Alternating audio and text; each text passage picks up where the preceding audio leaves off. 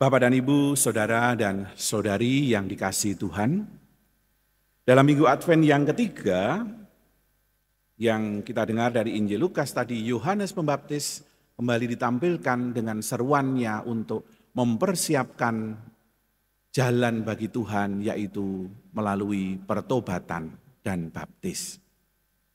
Tetapi dalam rangka pertobatan itu, hari ini Yohanes Pembaptis lebih mengkonkretkan bagaimana orang yang bertobat itu hendaknya berbuat secara nyata. Ia berkata, siapa yang mempunyai 2 helai baju hendaknya membaginya dengan yang tidak punya.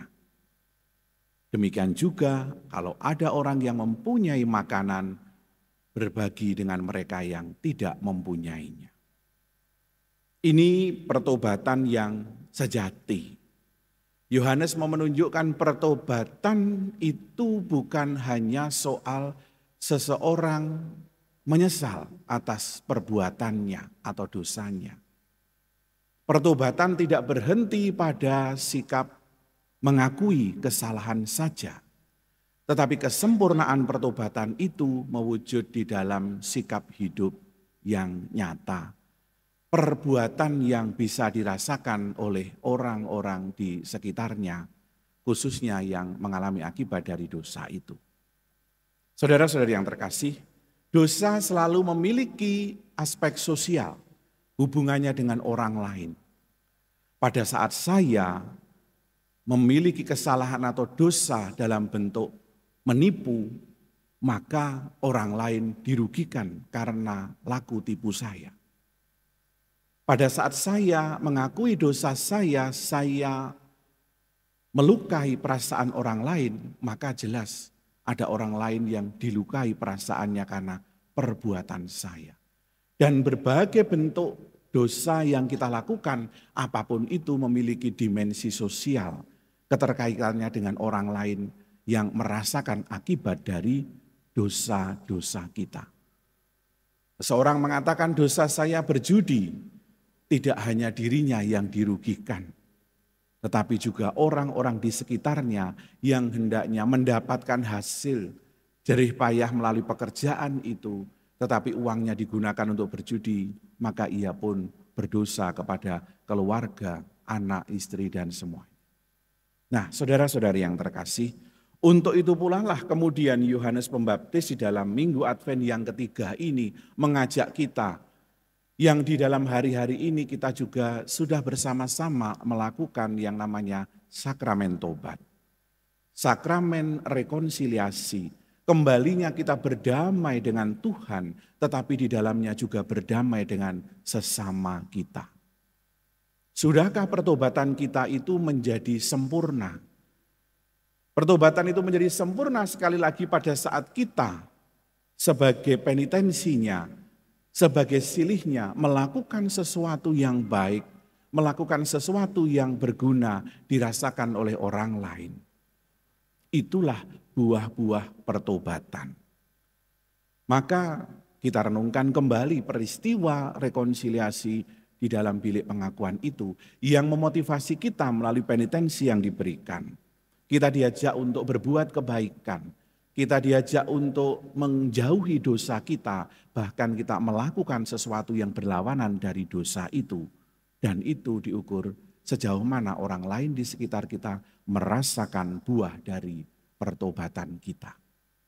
Kita diajak untuk dalam minggu Advent yang ketiga ini menghitung, mengukur sejauh mana pertobatanku, perubahan hidupku itu dirasakan oleh orang lain menjadi sebuah buah-buah kebaikan di dalam hidup mereka juga. Saudara-saudari yang terkasih, beberapa hari yang lalu saya mengikuti pertemuan di paroki ini bersama dengan panitia pihak-pihak yang berkepentingan untuk pengamanan gereja pada saat Natal nanti kita rayakan. Hadir di situ dari kepolisian, Bapak Kapolsek, dari Dandim, Bapak Camat, lalu juga beberapa elemen masyarakat, ya, termasuk pengampu Citralen juga. Untuk apa? Dengan seluruh gereja, baik gereja Kristen maupun gereja Katolik di seluruh wilayah Lakar Santri ini mengkondisikan diri kita agar apa? Natal nanti menjadi sebuah perayaan yang meriah, tapi juga berjalan dengan lancar dan baik. Menurut saya hal ini penting, maka saya mengikutinya. Penting karena apa? Kita ingin agar kemeriahan Natal yang kita rayakan di dalam peristiwa Misa Natal itu juga berbuah bagi orang yang di luar sana. Tidak sebaliknya, karena begitu membludaknya, karena begitu hiruk pikuknya, lalu kemudian orang di sana merasakan begitu susahnya kalau gereja Katolik itu merayakan Natal. Sehingga jalanan menjadi macet, sehingga lingkungan menjadi terganggu dan sebagainya. Injil hari ini mengajak kita untuk melihat ini di dalam kacamata berbagi di dalam peristiwa Natal. Bagaimana yang kita rayakan itu mengajak kita juga untuk turut ambil bagian. Bagaimana agar semua berjalan dengan tertib, saya harus taat dengan aturan, saya harus mengkondisikan diri saya supaya berjalan dengan baik saat parkir, saat berjalan dan sebagainya. Ini adalah bagian dari bagaimana merayakan Natal dalam kemeriahan, baik di dalam gedung ini ataupun di luar sana, bersama dengan orang-orang di luar gereja kita. Kita tidak ingin kemeriahan gereja ini di dalam peristiwa Natal menjadi sebuah peristiwa yang semu, karena di luar sana orang mengeluhkan kita. Karena di luar sana orang justru mungkin mengumpat kita atau prihatin karena kegiatan kita. Ini menjadi sebuah Natal yang semu, saya katakan. Maka saudara yang terkasih, hari ini Injil Lukas melalui seruan Yohanes mengajak kita untuk PK, merasakan juga orang-orang di sekitar kita. Dan mungkin tidak jauh-jauh di keluarga kita sendiri, kita lebih punya waktu untuk apa? Merealisasikan pertobatan itu di dalam hidup yang nyata. Yohanes memberi contoh pada saat saya merasa memiliki, saya diajak untuk berbagi.